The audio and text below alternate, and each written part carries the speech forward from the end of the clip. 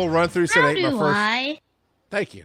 We how do I don't what is in the how do I? How do I deal with grief? Okay, good. So go ahead and read that, Joe. Yeah, so Tyler, the full run through, put in, I ate my first fluffernutter in his honor. Not a bad sandwich, I must admit. You don't have to admit that. He's not going to call you out, man. I like fluffernutters. I haven't had one in a long time, but I like them. Okay. Philip does not has like lost like 100 pounds. You know, not quite. Only 94. Once he stopped eating fluffernutters. Exactly. Yeah. You didn't realize that those Dr. Pepper cans were half full of fluffernutter mixed with Dr. Pepper. That sounds like a Blood Feud punishment drink. Oh, no. Oh, and you're part of Blood Feud this year. Oh, I didn't know that. Now I do. It's not official yet, so it is. Me, Phil. And that's a question. So how do I deal with grief as I start to spin? Does anybody want to go first, or do you want me to take the lead? What would y'all like to do? It depends on which phase of grief I'm in, to be honest. I went through a bunch of different phases of grief this past week and a lot of people try to be like, oh, you've gone through this phase, you can return to different phases. They come back. Yeah, just because there's 5 doesn't mean they're linear. Yeah. And so, we talked about, I had several different times where I was dealing with it through thoughts of dark humor. Like even the Belatro one that John put in chat. I texted my wife. I took a screenshot of it and I was like, dying didn't even stop him from playing Belatro. That is how much you love. It's good to know that Heaven has super great Wi-Fi, though. Oh, whoa. We don't know that that's where he's at. Well, wherever he is, the Wi-Fi rocks. So I like to know that. Oh, man. That's 666G. Seriously, though, you have a Waluigi board. Can you contact him and see if he says Wah? Oh, man. I could. But it's up in storage right now. I wish I had that handy. So, Joe, I know you've been up and down this week with the emotions and whatnot. How did you process whatever you've processed so far? So my initial reaction to bad news is almost always shut off all emotion. Like that's my like seriously, that's my body naturally just shuts it all off and prevents me from processing for a little while. So it even once I found out, it was probably about an hour before I've even started really processing it, to be completely honest.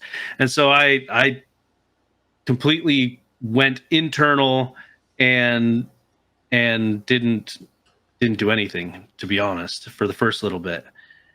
You sent me a freaking tear emoji, sad face. Like, don't send emojis. That's the worst. None of them dogging you. It's like, I would have taken "I'm sad" in words versus an emoji. Okay. Like, damn, dude. So now, maybe for the next week, I'm only going to communicate with you emojis. In emojis. Yeah. Well, so the trick is we don't really communicate that much on the show. That's so, true. That's true. Yeah. What about you, Phil? Well, back in the day, I used to shut off all emotions and compartmentalize and drink really heavily. Turns out that's a really bad way to deal with everything, right? I would push everybody away too, right? So after I couldn't do that anymore because it almost ended me up in a noose. So this time it's been a little bit different, where I'm just letting everything kind of go free. So I'll be fine, and then I'll have random crying spells. I'll hit these like pockets of anger that I'm feeling towards the irresponsibility of a 65-year-old man.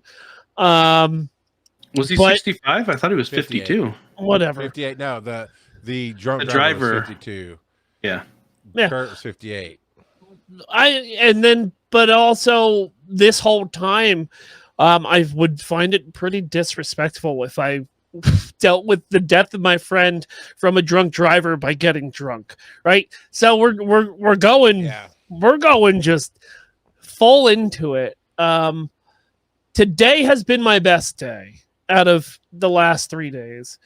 I'm still feeling really upset and sad about it, but Kurt was also really prominent and really vocal about me not shutting people out and death spiraling when I get sad. And so I also am not allowing myself to death spiral because it would really anger him if I did that. So I'm finding different avenues to deal with my sadness and everything. I'm here tonight, right, in front of people. On Tuesday in the morning after we found out, I streamed on our Animal Crossing show, which I haven't done in 5 years. So, like, I'm finding different outlets, but being raw and honest about it. Like, I broke down as I opened up the Nook Taverns. Like, as I opened the doors to Nook's Tavern, I was already crying. Because it does me and nobody good if I hide all of that behind the screen anymore, man. I tried that. It didn't work. So, it's just how I'm dealing with things these days. Yeah, I get that. And everybody has to deal with it in their own way. Everybody processes in their own way. And I want people to hear me when I say I don't understand something, that's the truth. Like I can understand why you might do something XYZ, but it's not me. And I don't understand it. And I've had a number of people, man, my phone blew up that night. You know, about how are you doing? How are you doing? It's like I understand nobody's gone through a death like this with me out in the digital sphere, but I'm just there. I did a TikTok video on it, but the first thing I did was I been a paramedic for almost 30 years. And the biggest thing I learned just in a moment was life goes on. You know, my uncle died and I was grieving over him many years ago. But business still had to go on. I had to show up for work. Things were happening. We had to go clean out his apartment. You know, life moves on, and grief is for us because you made an impact on us. Right. I'll say that the first thing I do is I really tamper down the drama. Like I started picking to my wife, you know, not to him, but I started picking on Carl. I'm like, you haven't even talked to Kurt in like 5 years and you're going nuts. You're spinning your wheels. You're going crazy on this. I talk to him like once a month when he shows up for the show, but no, I've worked closely with him. Sorry, I couldn't help it. But I've worked closely with him, and first, let's just figure things out. And that's where I went. And I read the articles and this, and I do want to say, I look for facts. I look for things that tell me what happened. And I did that on Tuesday. Joe and I got on the phone for about 20 minutes to figure this show out and what we're going to do tonight. And I just started looking up news reports and looking up the pictures. And I can tell you, as a paramedic, from the car, he got killed instantly. And to me, that's a peaceful thing. And if that doesn't help you and it hurts you, I'm sorry. It's not the intent. For me, that helps me know, as a paramedic, seeing the windshield, seeing the car, seeing the scene, he probably never saw it coming, honestly. He was just walking along, and then he wasn't. Looked up the whole, because our brains want to fill in where there's no facts. And my brain had read something in the article, because I saw an intersection of whatever streets, and it made me think he was crossing the street. And so I looked up the Google Maps. I watched the news footage to match the buildings, all this stuff. I kind of went into detective mode for about an hour, and it's like, I know, I can now see exactly what happened, and it sucks. It sucks. But at first, the first news report made it sound like he got hit, and then they worked him for a while, and then later at the hospital, it made it sound like it took time for him to succumb to his injuries, and it didn't. They were doing CPR instantly, and I can tell you, if hopefully this helps. If not, sorry, but statistically, doing CPR on a trauma victim, less than 1% come back. It is, and looking at the footage from the photos and the news reports, there's not a lot of blood. There's not a mess. And to my paramedic brain, that just tells me he went more or less the best possible way, except in your sleep. Right? I mean, nobody wants him to die. That is not what I'm saying at all. But there was no suffering. There was none of that. And now I'm following the case. Today was the arraignment of the driver, and I'm also filtering out the stuff the lawyer's putting up, and oh no, this or that. but you still process through the emotions. I looked up earlier. They haven't posted anything from the arraignment yet. They haven't. But the family is one. Joe and I talked about this too. We don't even know his wife's name, right? We don't know his It's kid's Brenda. name. You His told me son's that name you is did know her Jonathan. name. I don't know her name. I He thought you looked didn't it know her up on Facebook before the show started. Okay. I reached out to his son earlier today, just to ask, because people in Discord were asking if there was anything that they could do. And so I reached out to his son Jonathan, and he did provide. He said thank you for reaching out. He was going to hop in his dad's Discords and give an update, because that's gonna be he's still hard. logged in. Who knows how many. They're planning on setting up a GoFundMe, and he gave me a PO box if anyone wanted to send flowers or anything like that, they could. They're not planning on doing a wake or a funeral, and they said sometime in the summer they're planning on doing a celebration of life. Good. And then he does say that he appreciates all the thoughts and prayers that people are sending. So I'll put that PO box on a ticket so that we can actually show it out, and it will also be in the show notes. Yes, Sure, it will. And that's the thing. When we did talk on Tuesday, we talked about how Kurt seemed to make it a mission or a point to keep home life and internet life separated.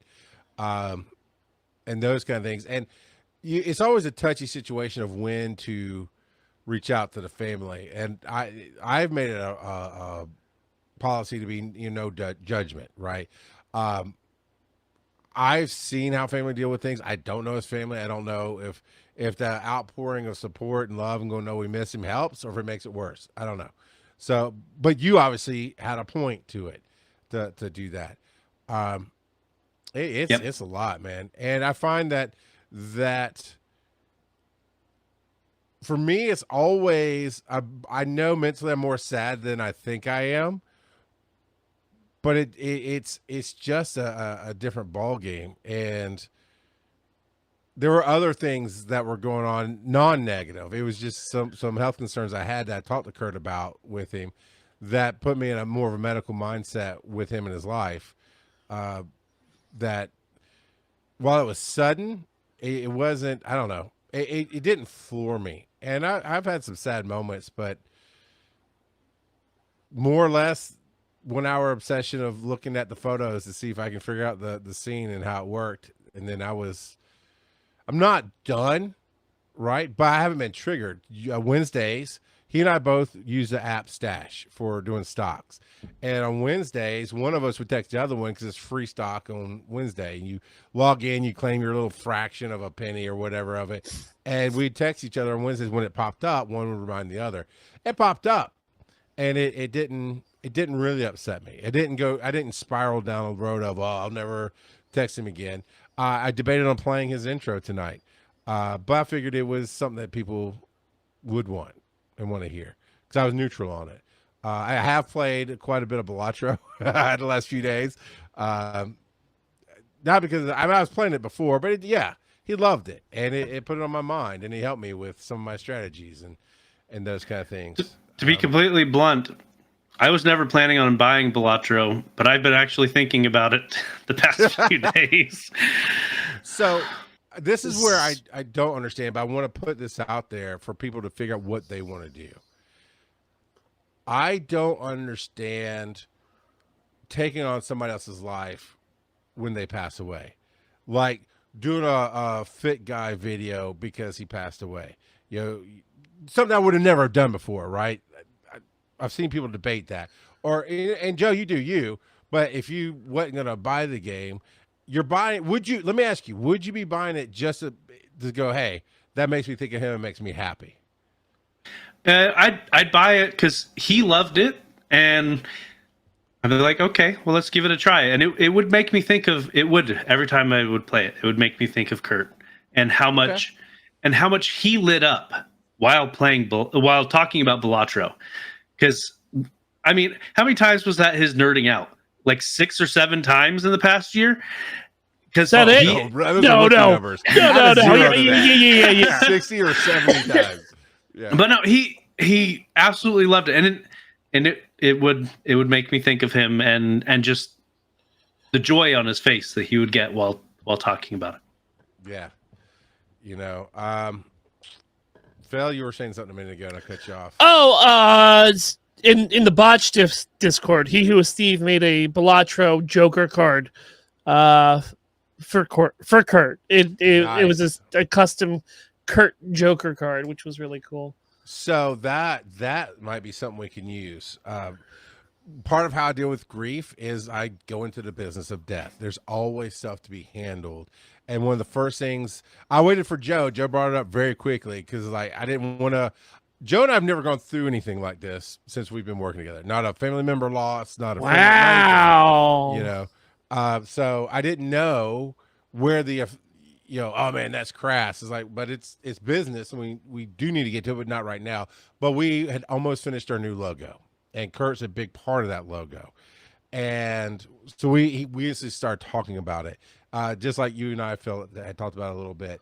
And I will tell you, I don't understand, and if I don't understand it, I don't want to do it. But like people in the South, at least, put on the trucks in memory of Mama died. It was like 20 years ago. You know, they've bought 4 different trucks since then. They always pay somebody to put that sticker on their window. I'm like, or a tattoo that says, my friend died on the set.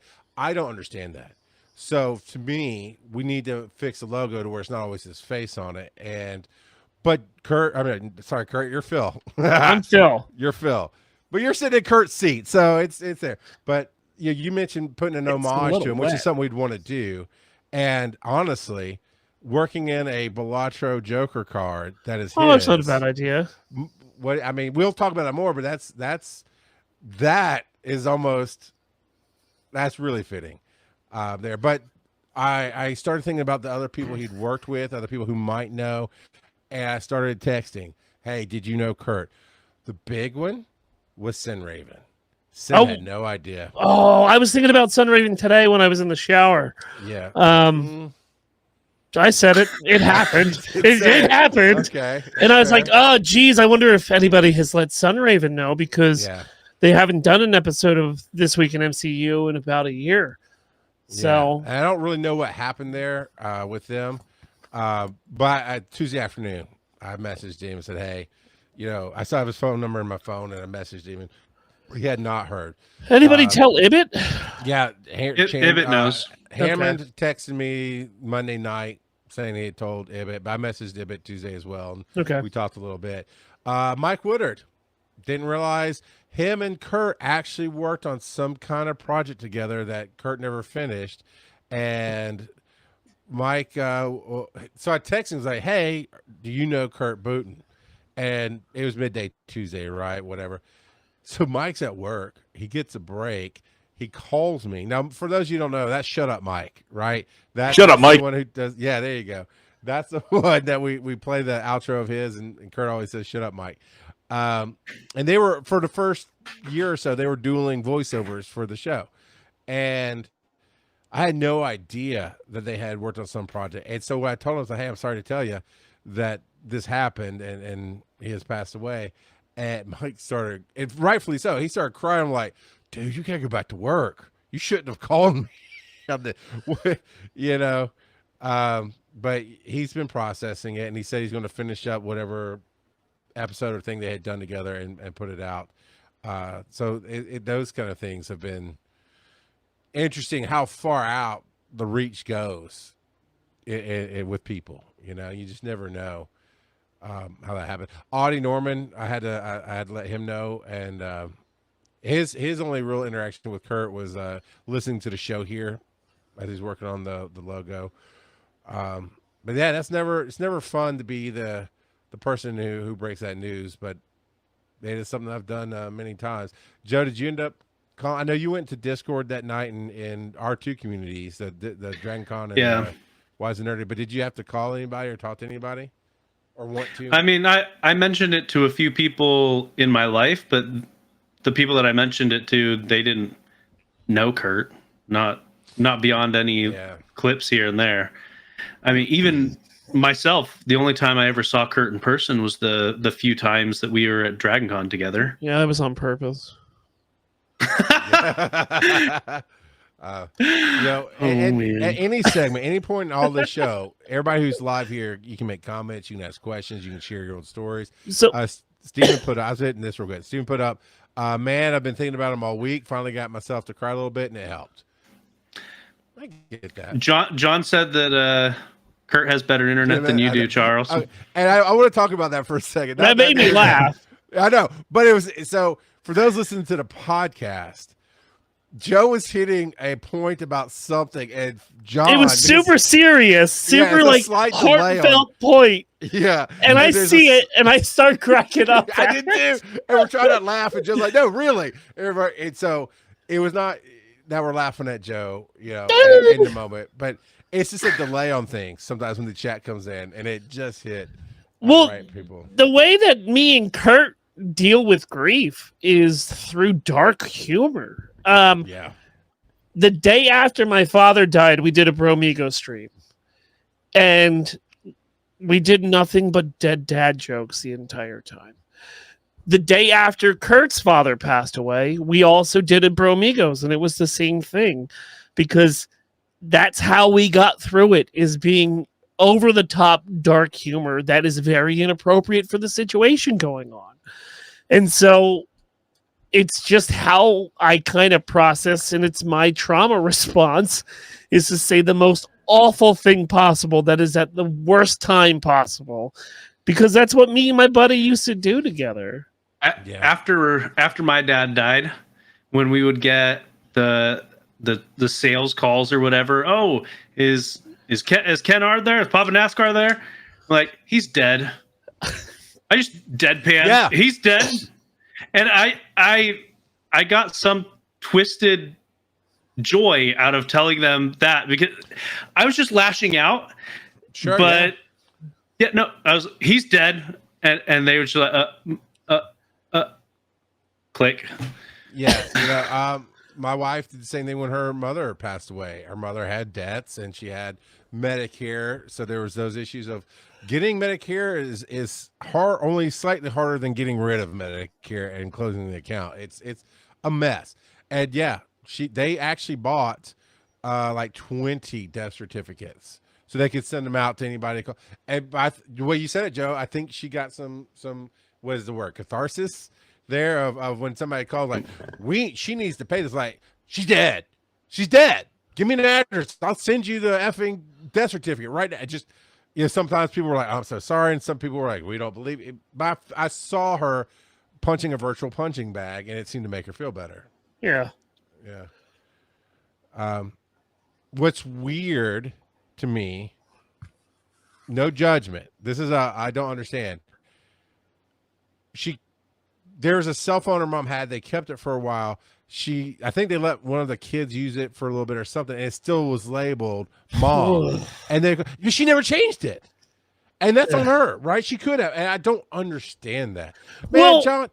Sorry, go ahead, Phil. No, I mean, using the phone is weird. Something I didn't do until this year was I still have my dad's number in my contacts. I wasn't ready to delete it. Sure.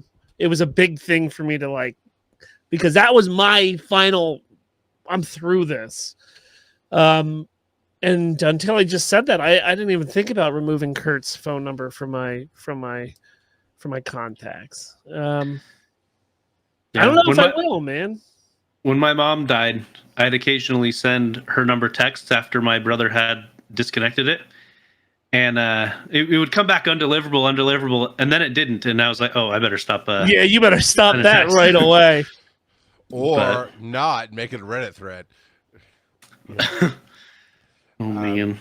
It is different for everybody. For me, I like the logic of things, like take him out of the phone. It's almost like cleaning off layers from my brain to get to the good, right? That's the other thing I don't understand. At a funeral, all of a sudden they're the most perfect person in the world. I'm not saying they're not doing a funeral for Kurt. That's in my opinion, great. Do whatever makes you feel right as a family. But I've always hated when somebody gets up there and they talk about somebody and like they're perfect. And that's just always an imbalance to me. And I don't say anything. It's not my place. But maybe be that should real be your about the person. TikTok persona, is calling say people out it's at perfect? funerals. Now Charles is going to go write a script inspired by Wedding Crashers, but it's Funeral Crashers. That's right. No, they did that in Wedding Crashers. Remember I've at never the seen end? it, so. Oh man, no, because at the end, Will Ferrell, he, weddings don't do it anymore, so he's been crashing funerals because it's a bigger aphrodisiac than weddings, man. Yeah. John asks, will you remove Kurt from your Discord? Nope. No. Yes, for me, but not from the groups. Like Joe and I both manage Wise and Nerdy. We're partners. If Joe wants to leave him, if people in the group want him there, fine. I'm leaving him. You know, I it's not like I'm offended by it. I'm not going to take away from other people because other people can one, you'd have to go look for it at a certain point, right? Like at Dragon Con digital media track, there's 400 or 500 people in there, so you'd have to go find his name. Not a big deal. Now I'll take away his what is it, jobs or whatever it, unless you be a moderator, unless you be a leader. Roles. Thank you. His role doesn't afford him a ton in Wise and Nerdy, to be blunt. Oh no, but not that. I'm talking about like Dragon Con. If he's got anything. Oh, okay. Would it be inappropriate to have a betting pool to see how long he keeps playing Balatro? Not in my opinion, but you know. Because see, that's me. That's why are we different after somebody died? If he got sick and we knew that he may or may not pull through, but he's talking to us, we're gonna give him grief, right? It's what we do. Why would we not do that? Well, that's what I'm saying with the dark humor. It's like, everyone can be upset that I said it, but actually, Kurt would find that joke really hilarious. Yeah. So, Charles, I've got a quick question for you. Absolutely. When you die, do you want it mandatory that all of your pallbearers wear hockey jerseys? I'm never gonna die. I've tried to sound this to everybody. You don't listen. There's not gonna be. Let me tell you. There's no fear. There's no nothing. You guys can have your own podcast. Yeah. What do you? Hold on. What do you want? Laugh about me. Tell us what you want. We have time to do this.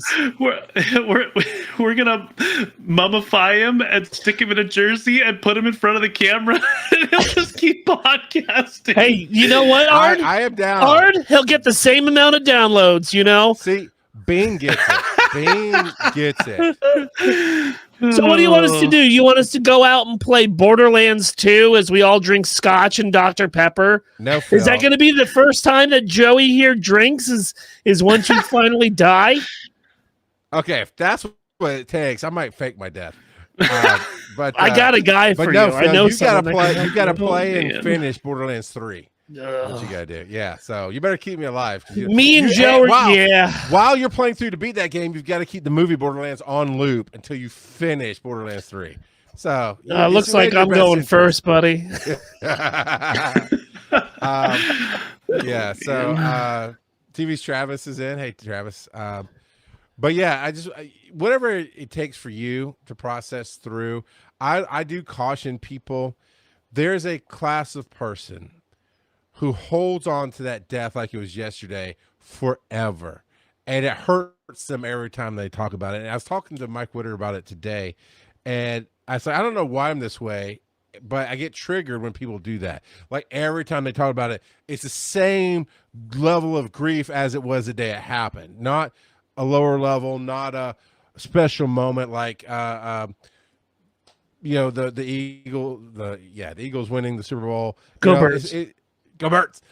You know, I get certain moments like I've always done it with my dad. I've always whatever. I got you. But that level of, and then I realized what the trigger was. And my entire life, I never knew my mom's father. Because the story is when she was a little girl, he walked out and never came back. But I realized every time she mentioned his name, she only told that one story. And she cried uncontrollably every single time. And I was like, by the time I'm sitting here today, that was 60 something years ago. Well, When are we going to let that grief go away and hit our lives? Well, no. Hold on, Joe. Joe, there is no question. That's just completely unprocessed grief because they have never done any work to get past that first initial shock to the system. My sister is still doing this about my father, and it's been 6 years because she refuses to go out and talk to somebody. She refuses to really recognize what's going on. My niece is the same way about my dad. Like, they kind of hit that wall of, I don't know what the heck to do. And then so they've decided to do nothing. So they relive that Saturday every time. And it just so happened to be your birthday that they are most traumatized on, Charles. But that's what it is. It's just like they've done none of the work on themselves to get past that window. But so when it comes to, like, for instance, my parents, I lost my dad at 16. I lost my mom, a few years later. And in general, I can talk about that without getting very emotional. But there are times where it still comes to the surface. It just happens. Like, and that happens not just with my parents, but that happens like.